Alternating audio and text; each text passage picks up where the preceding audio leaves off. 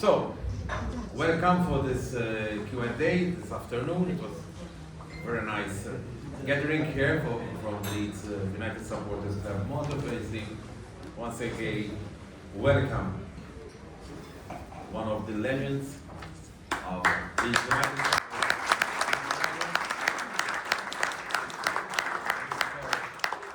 As a great, would like to start with talking about coming from Scotland, Glasgow. Yeah. One of your dreams was that you played for Celtic. Yes. You never played for Celtic. Yes, I'm a Celtic supporter. I'm still a Celtic supporter. That never leaves you. I mean, like people here, they grow up as kids being Leeds United supporters. I grew up a Celtic fan. I'm still a Celtic fan. I used to train at Celtic Park, and the club, Celtic Football Club, couldn't believe it when I decided to join Leeds United when I was 15. I used to train at Celtic Park. My dad was very friendly with the assistant manager, and when I decided to go to Leeds, he came up to see my dad, and him and my dad had a little argument why I was going to Leeds and not going to Celtic. It was my decision to go to Leeds United. You never heard of Leeds United before when they came for you? Oh no. When the scout first came up to the house, a chap called John Barr. John was a scout for Leeds United in England. John was a great man and a good scout. When he came up to the house and says to my dad, "I'm a scout from Leeds United, you know, come in and talk to you." And my dad told me, and when he told me it was for Leeds United, I says, "Who?" It's true, I'd never heard of them. Never heard of them whatsoever, really. Because they weren't a big club in England then. I mean, the big clubs in England then were the Arsenal and the Manchester Cities and, you know, Man United. But I just went down, and I'd been to a few of the big clubs, the so-called big clubs in England then. I was only 14, but I'd been to the Arsenal, I'd been to Manchester, but I was no interested in them. I was still dead set to go to Leeds, to Glasgow Celtic. But when this scout asked me to go down to Leeds, I went down, and my mum and dad put me in the train, and I got off the train in Leeds. And when I got to the train station in Leeds, when I went to London and the other clubs that I went to, a representative of the club would meet me and take me to the hotel I was staying. But when I came to Leeds, the manager, Don Revie himself, was waiting for me. So right away, that was a big plus for me. The manager picked me up and he took me to the hotel. And this is the winter in 1962, and it was a terrible winter in England, 1962. There was snow and ice lying around for about 6 to 8 weeks. So I was with the young boys. Don Revie, the manager, picked me up, took me to the ground, and I was in changing with all the other young trialists, young boys from all over the country. And the manager came in and pulled me out and says, "You're training with me today, with the first team." So I went training with the first team, and the first thing that happened was I got the ball, and there was a lot of ice and snow around, and a big centre half, I think his name was Charlton, Jack Charlton, and he came listening into me, and I knocked the ball through his legs, and I was running around the other side of him, and he booted me up in the air, kicked me up there and landed in the snow. And I was lying in the snow and he looked down, "Don't do that to me again, you like me." And that's true. That was my first introduction to Leeds, but I was so impressed with the manager when I got home to my mum and dad. My dad couldn't believe it when I said to him, "I'm going to Leeds United." That was the club I wanted to join. So you started with Leeds United. Yeah. You stayed with Leeds United till the end. You played nearly 500 games, scoring more than 50 goals. What was the secret? Nowadays, it's much different. That you started with the club and you stayed with the same club for a really career. Well, I just liked the club, and I liked the area, and plus the fact my wife's a Leeds girl. Yeah.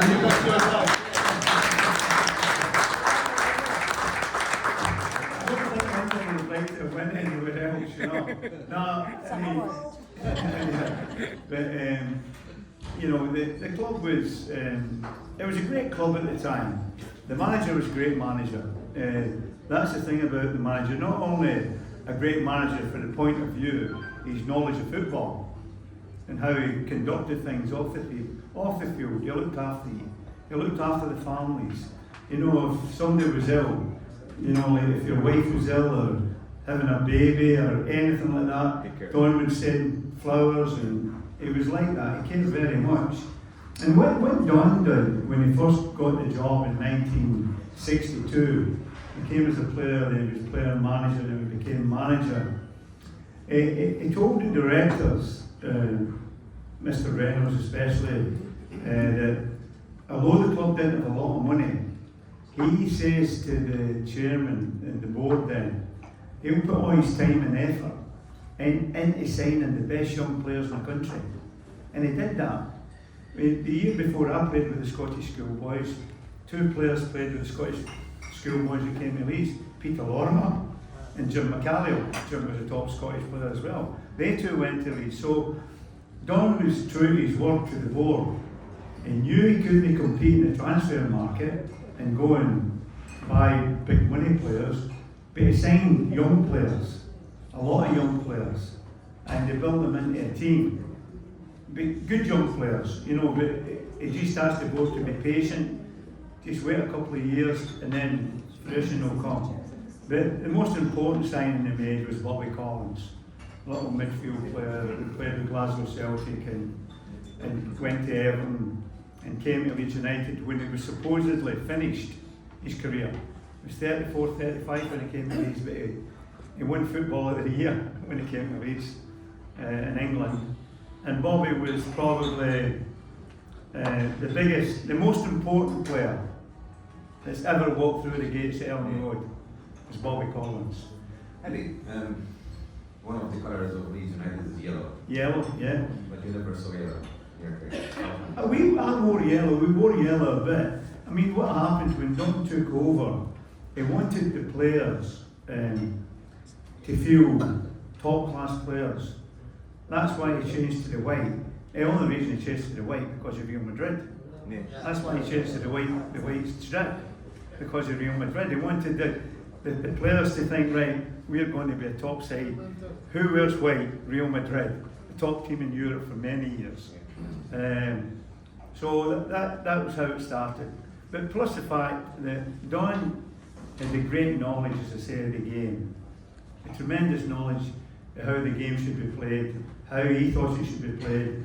And one of the most important things with Don, even though he was a great footballer, was work ethic. He installed that into the players, a great work ethic, every day in training. I mean, sometimes we used to play Scotland and England training games, and they used to have to stop the games. They get too aggressive, you know. And there was fights starting, you know. But Don installed that. It was clever, Don. He wanted this to happen. So he installed this mentality. It's like a seaman mentality in a way.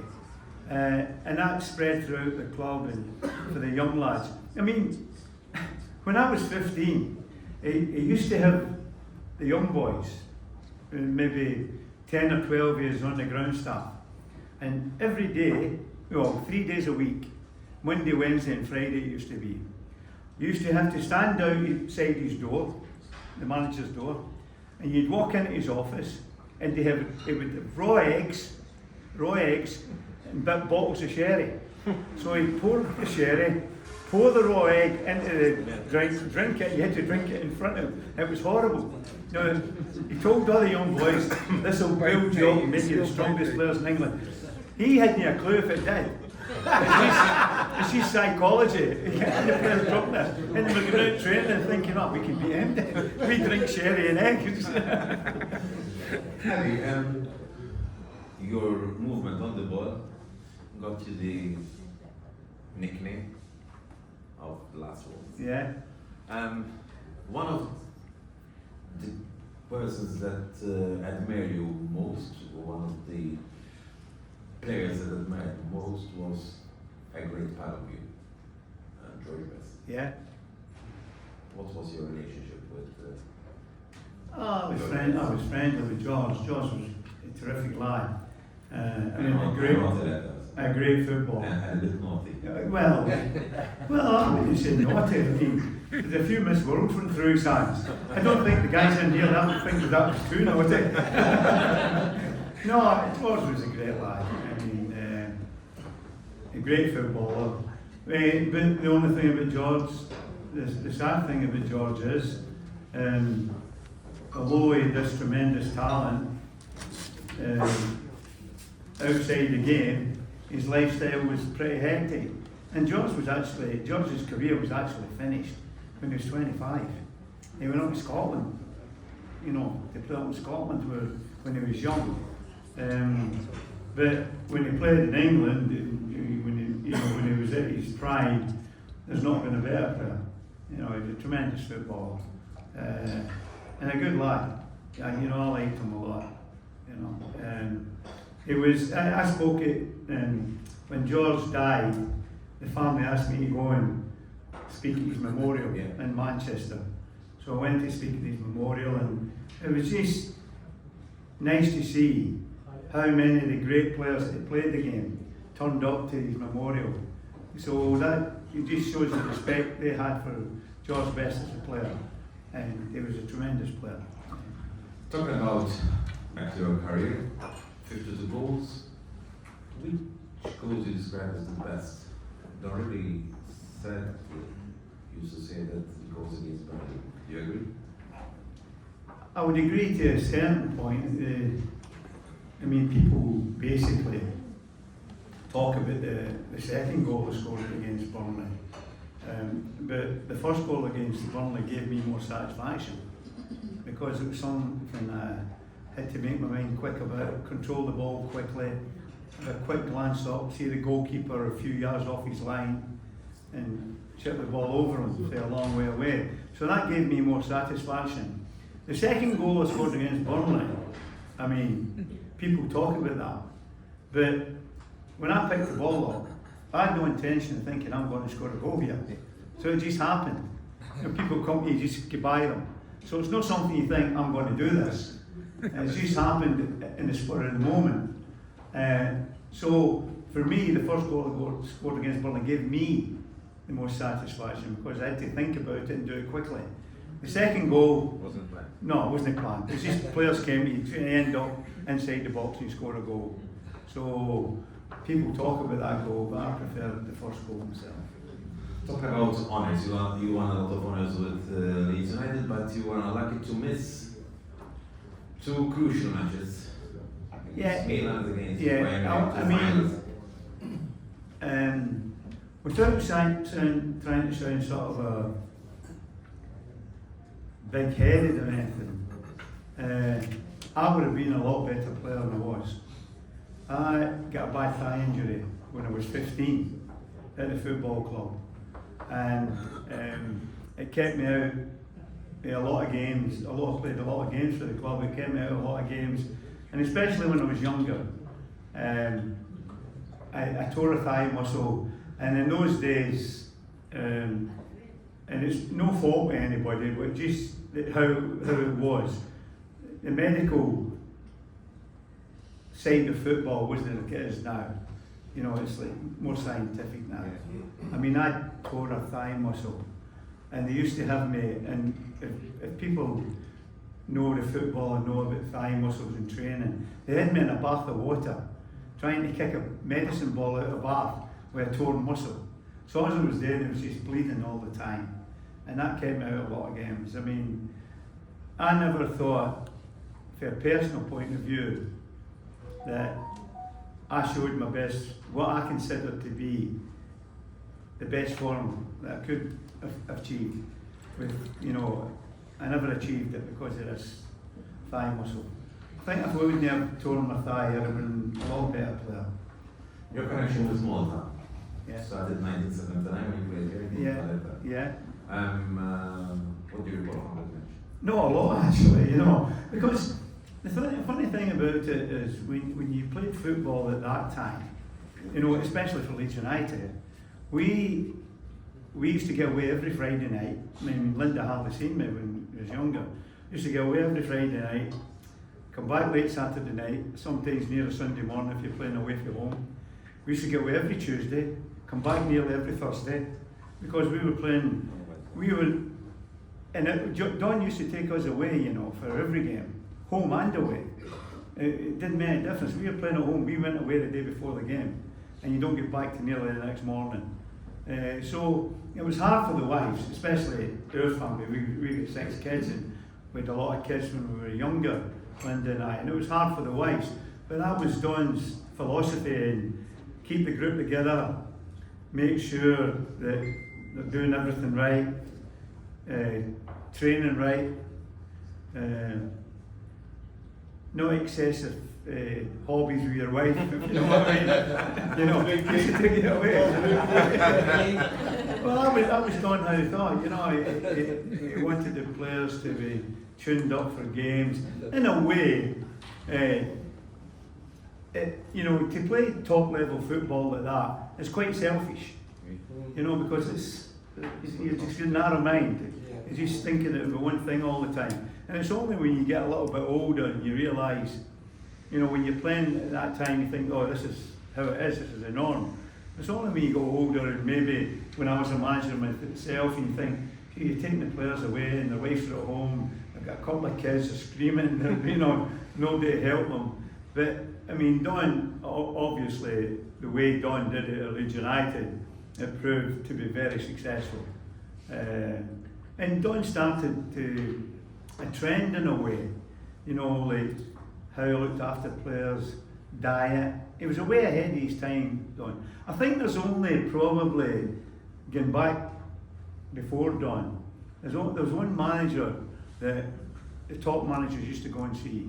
Don Revie went to see him. I know Jock Stein for Celtic did, and you know, like Bill Shankly did at Liverpool. They all went to see Sir Matt Busby, the old Manchester United manager, because they said Matt Busby knew the game more than anybody.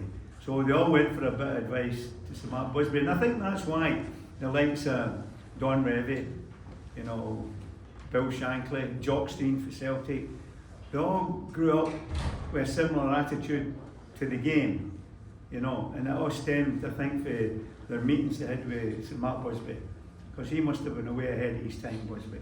And Matt Busby not only was, and Don was like this, and Shankly would be like this, Jock Stein was like that. They didn't run the team, they ran the football club, you know. I remember we'd go to London and Don would say, right, 5:30 on the bus. I remember one time we were in London, 2 directors were there at 5:30. They actually turned up 2 minutes past, but Don left them. And we were at King's Cross waiting to catch the train. Used to get the bus to King's Cross and the train back. The 2 directors rushing on, says, where were you? And Don looked at him and says, listen, when I tell you 5:30, it means 5:30. So that was, and when you run a football club and you're going to be a top manager, you've got to be strict and things like that. Because if not, people take advantage. Eddie, the legacy of the great family with Leeds United. Yes. You, your brother Frank, and now you've got other family. Yeah. Well, it's funny, you know, like when I first went to Leeds, I was 15, and I met the manager in the club, and I says to Don Revie, Mr. Revie, I've got a younger brother at home, he can play. And Mr. Revie looked at me, Don Revie looked and said, Eddie, we know all about him. He was age 7. He was only 7 at the time. It's true, you know. You know, and that is like, I know I always knew Frank would be a player. I mean, my son played, Stuart unfortunately died, but Stuart played with Glasgow Celtic. He went and joined Celtic when he was 15. He went up to Glasgow and he was a player. Andrew, Archie's dad, was a player. Archie's a player. Harry, who's at Leeds, Harry's a player. I think he'll be knocking at the door for the first team next year. Hopefully, you know, if he keeps his mind right. He's definitely got the temperament and he's got the talent. Now, when people ask me the question, you know, like about playing football, how could you play football that you did? I've not got a clue. I don't know. You know, it's nothing that I could say that, you know, I wasn't one of these guys that you think would practice knocking the ball against the wall and things like that. It could just happen. I mean, I played for my school team when I was young. I played with the Glasgow schoolboys and I played with the Scottish schoolboys. And it's the same with my brother Frank. Frank's got tremendous ability. He's 7 years younger than me, Frank. Archie's got talent. Harry, his brother's got talent. Stuart's boy, Stuart, as I said, unfortunately died. But his son Jacob, he's younger, but he's also at the academy at Leeds. And it's hard to put your finger on it. You know, it's not something that I think you can say, right, I'm going to work hard to be a footballer. You know, maybe for some players it can work. Maybe more, what can I say, without being unfair, more defensive-minded players. You know, like they go and they win the ball. But I mean, it's no secret. Everybody goes to watch football, to watch players that can do something different and score goals. That's what the game's all about. But how you can do that and why you can do it, I don't really know. If people have asked me that question, I say, well, I don't know. Yeah, I could get the ball and I could dribble by people. Why I could do it, I've not got a clue. You mentioned other managers, but you were a manager too. Yes. You managed Leeds twice. Yeah. You missed on promotion 84-85. Yeah. That's what was the end for the time being. With Leeds. Yeah. How did it feel? Disappointed. I disappointed myself because I thought I could have done better. We brought a lot of young players through at that particular time. You know, like John Sheridan, Andy Linnigan, Scott Sellers, a lot of players that went on to have great careers in the game. Jonathan Woodgate. Probably at that particular time, when I was manager, we had probably too many young players, but we hadn't had the money to go and buy experienced good players. So I had to put up with it. But, I mean, I wouldn't change how I did it, you know. I accepted that maybe we had too many young boys in the side, not enough experience. Yeah, that was in the mix. Yeah, we never really had the finances, I didn't think, at that particular time, to buy the type of experienced player that I wanted, you know. I thought could help the young boys. And that's the thing about football, you know, like, it's great when you've got great experienced players, but they've got to be experienced in a way that they help the young boys going through the club. In football, it's a bit cutthroat, you know, because if I play number 11, and there's a guy that's been playing number 11 for 5-6 years, he doesn't want me in the team. You don't get much help, you know. You're out there on your own, because you're taking somebody else's position, and they're trying to stay in the team. And probably when I get in the team when I'm 17, 18, these chaps, most of the boys will be married, have family, have mortgages. They don't want to see a young guy coming in and taking out. So that, you know, like, in football clubs, unless you're part of, what could I say, an established 11, like the team I played in, you don't got a lot of help, because you're a threat to the people that are paying a mortgage and get kids, the older people. So you've got to be strong. You know, I'm not talking about strong physically, you've got to be strong mentally and think, right, I'll, you know, like, I always remember Don Revie saying to me when I was younger, he says to me, Eddie, every time you pick the ball up, I want you to try and get by people. He says, I don't care if you lose the ball 9 times out of 10, that 10th time you'll get by them and we'll score a goal. So that's the mentality you've got to have as a player. If you're a forward-thinking player, defenders are a little bit different. There's certain players, I mean, one of the players that I have the greatest respect for, that I've ever played with, was Norman Hunter. Now Norman was a midfield player. He was a failed midfield player, and he played as he went to centre back. Now I've never seen anybody working as hard as Norman at football to get the best out of himself, and Norman became one of the great defenders. I mean, he was in, I picked my top 10 British players I've ever seen, and Norman Hunter was in them as a defender. But he was a failed midfield player. But he was so dedicated, and he knew he could do something. He made himself a defender, and a hard defender. And he would give you a kick. Had you returned to the academy then? And Yes. with players like John Woodgate, Jonathan Woodgate, yeah. Harry Kewell, Alan Kewell. Smith. Yeah. It was the golden generation. Yeah, they were great players. I mean, Paul Hart, I worked with Paul. Paul was a great coach. A bit harsh at times on the players, but he was a bit harsh on the players for the right reason. He wanted them to be tough mentally. So they come through, and you're right with Harry Kewell. Kewell was a tremendous player. And Jonathan Woodgate. I mean, Jonathan Woodgate played centre back for England when he was 19. There's not many 19-year-olds play at centre back for their countries. You know, Woodgate was a special talent. So was Kewell. Kewell was a special talent.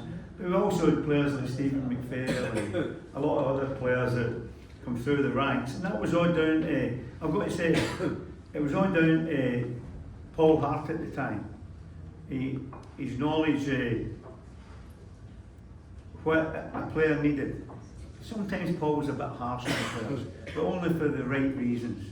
He liked them to be strong mentally, tough mentally, be able to. See, the thing about football is, you've got to be able to go out in front of 50,000 people and make a mistake and not shrink, like shrinking violet. And you know, because even if I was playing Leeds and trying to get by somebody and I lost the ball, you'd hear the crowd boo, boo, rubbish, you know, and all that. But you've got to put that out of your mind. Now, there's only a certain amount of people can do that. I mean, I remember, you know, a few players that come through the ranks at Leeds, young players who had a lot of talent, and they would make a mistake, the crowd would have a moan, which happens at every game to every player. But it all depends how you bounce back for that. And a lot of players couldn't take that. And that's why they don't make it as footballers. I mean, there was players come through the ranks with me that had as much talent as me. But it's just having the mentality, the confidence in your own ability. If you make a mistake, don't let it worry you.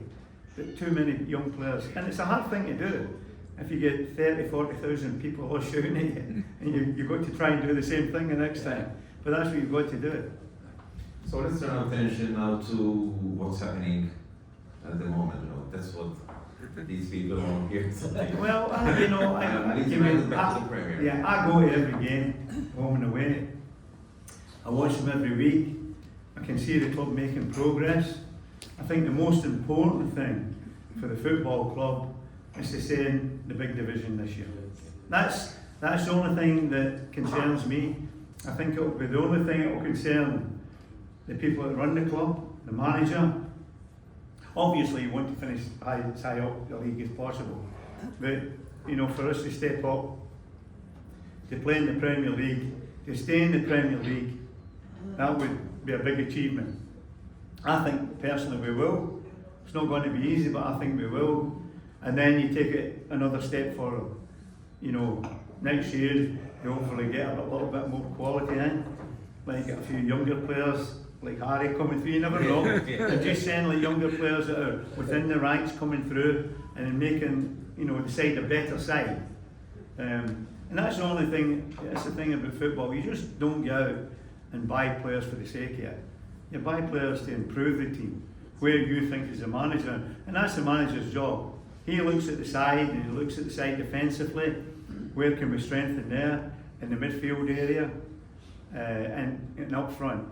And the hardest place to play in the game is up front. Yeah, and you mentioned up front, you know, the manager said that before the season kicked off, before the transfer market closed, that he lacks a striker. But he still lacks a striker, do you agree? It's what? A striker and a forward. Well, I mean, but every club wants a top striker. Because when I played, and I played with great players and we were a great team, we didn't play well every week. There was a striker up front if you get one chance, Alan Clark, and you know, bang, goal. You come off the field, we've played rubbish, but we won 1-0, because you've got somebody up there, up top, that can just change the game in an instant. So that's why the strikers get the biggest box, they go for the biggest transfers, because, you know, managers know it's not about just playing well and you're never going to dominate the game for 89 minutes. You might be playing poorly, but if you get somebody up front that gets one chance and he sticks it away, and that's the difference. Leeds United, Allen Road Stadium, the project, what benefits for Leeds United and Leeds City? I mean, when you actually think about it, Leeds is one of the biggest cities in the country, but biggest cities, and it's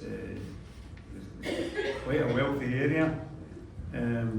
The stadium's not big enough for the city now and for the team. I mean, we should have a stadium 50,000, and that's the aim. But it's not just that easy. There's got to be a lot of things done, but I think that the people that are involved in the club now, they're looking to the future, and they're hoping to make the stadium bigger, better facilities for the supporters. They're even talking about building a train station at Ellen Road, you know, which I think will happen. And if they do that, it all leads to the club going forward. But it's step by step. This season, the aim is to stay in that Premier League, you know, and I think they will. I personally think they will. I think they'll get the players to do it. I think positives and negatives now from the first few matches of Leeds United, the positives and the negatives. Well, the negatives is, you know, like when you go to a place like the Arsenal, you beat 5. You know, because it is a negative in a way, but the other way, it is a positive in a way, because the players get in the dressing room and think, wow, this is a wake-up call. That's right. We've got to be better than this. And the manager thinks that. And that goes right through the club. I was at the Arsenal game and it was like the men against boys. But they go to that game and they think, right, this is what playing in the Premier League's all about. So we've got to step up to the mark. The manager knows that. And if the players can't cope with it, you need to get new blood in. And that's the thing about football. You've got to keep moving forward. At where do you see Leeds United in 5 years' time? 5 years' time. Well, I hope to see them among the elite in the Premier League, and being among the elite in the Premier League, you want to be finishing the top half dozen in the league. You know, qualifying for Europe and a fairly regular basis, whatever competition it might be, and challenging for honours. I mean, as a footballer, I mean, I know that when I played, I mean, the first competition the club ever won in their history was the League Cup final, you know, against the Arsenal way back, you know, and then the club progressed from there. So for the club to win something, whatever trophy it is, we give the players, give the fans, the city. I mean, the city's a huge city, Leeds, big city, big support base, but we've got to move forward with the times, and that's why I say that the stadium's got to be bigger. I mean, there's a waiting list for season tickets, as everybody knows, and that will not improve unless the stadium's made bigger. So I see the future for the club good, but this is one of the most important seasons in the club's history for a long time. You've got to stay in the Premier League this year. That's the thing about it. Make or break. Yeah. So, one final message for these Leeds United Maltese. Well, I always say to Leeds United fans, whether they're in England, abroad, you support a great football club. And I think the thing about all Leeds United supporters, they've all got a great passion for the club. I don't know where it comes from, but it's there. You know, wherever you go, if you mention, well, wherever you go in the world now, you mention Leeds United, everyone knows about Leeds United. But it's the passion within the fans. I mean, when I go to Ellen Road, and I go every week, you know, before the game, when they start singing Marching On Together, it gets me, you know, and it gets all the fans. Yes. And I think that's a great thing. And I think that song, you know, I think that typifies what a Leeds United fan thinks about the football club, marching on together. Yes. Yeah.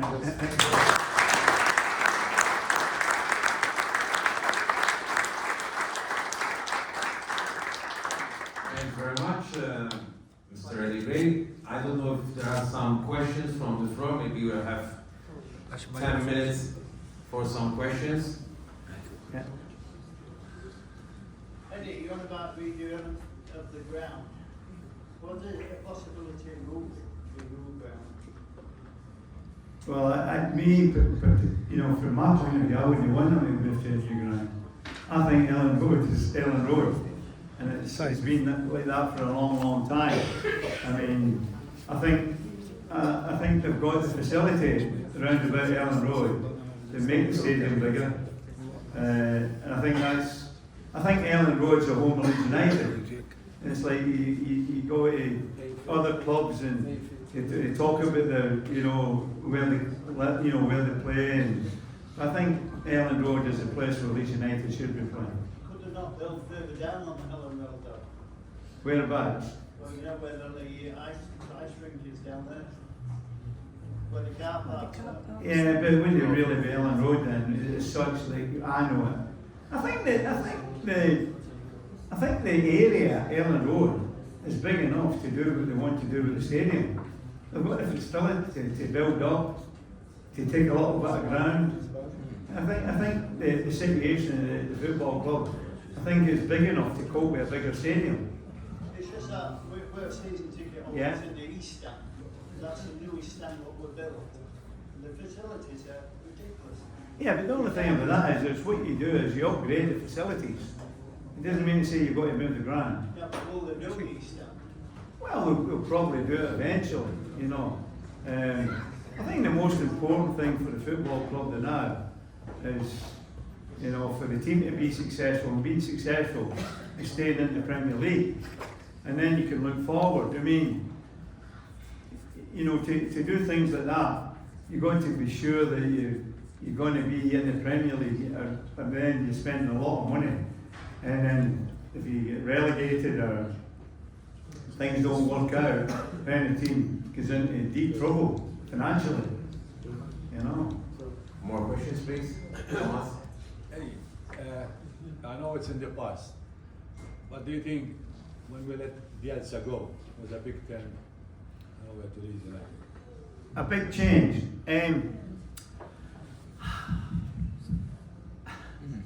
The fun, Bielsa was a great manager for the club, but I think he came at the end of his time, at least.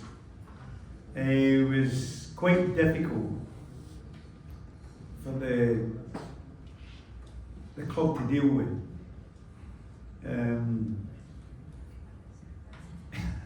How can I say? He was always knocking on the door. Let me say, he was always knocking on the door for Bielsa, you know. And he threatened the club a lot, you know. They would leave the club unless they upped his salary. And you know, Bielsa gave people the impression he was a man of the people. He was a man of that for the football club. Well, I mean, for himself. You know, it was pretty difficult for the board and the executives at the club to deal with from the point of view.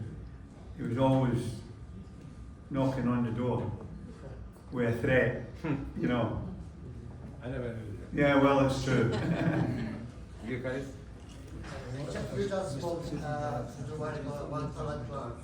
At the time when we bought him, I remember it was a report fee was about £100,000 at the time. If it had to be bought today, how much you would rate him at this Alan time. Clark. Yeah. Ah, And will we ever be able to buy such player like Haaland, which nowadays, when you talk about their transfer fees, they are I don't think any outrageous. club in the world would be able to buy Haaland. We got Harry now, we got Harry now, we got Harry. No, I mean, Alan Clark, when he came to the club, I mean, what you've got to remember, when Alan came to the club, we were the top club. You know, we were winning honours. So you had that facility to go and get players. Now you've got to be sure you're going to stay in the top 5 or 6. You've got to build. So in the future, I mean, players like, Alan Clark was a great player. And, you know, to me, Clark was right up there with the best goal scorers that the country have ever seen. And he was a great player and a great goal scorer. But to get players like that now, you've got to be very well established as a Premier League club to be able to go and spend that money. I mean, that's why, you know, I mean, it's difficult, I think, for Leeds United fans now, seeing players like, you know, you mentioned Haaland, he's one of the top players in the world, and the top players moving around. But I think our club have got to build to that again, and get back to that stage where you can compete with the best. And it just doesn't happen overnight. And another thing as well, you know, until you get near that stage, the top players aren't interested. They want to play in the top sides. They want to be guaranteed to play in cup finals and playing for league championship sides. So you've got to establish yourself again as a football club. Maybe, yeah, and then it happens. One last question, please. One last question because it's time. 3 quick ones. Three in one. And you keep on repeating that you go to every game. We see you every week on the TV. And we see you going. We see you. Okay. Yeah. Simon, there's a group of us who we're not sure if we heard you were telling to Eddie if he never wore yellow or he never got a yellow. Yeah. I told him about the yellow and he never saw He yellow. did wear yellow. Oh, more against Valletta. He wasn't wearing yellow. No, he never saw a yellow card.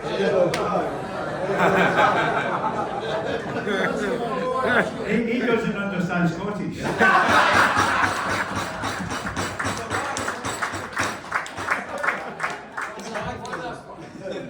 There are a lot of Leeds United fans from Valletta like me. Yeah. No, this thing about changing the white because of Real Madrid, that's just rumors. The reality was to change the white for Valletta.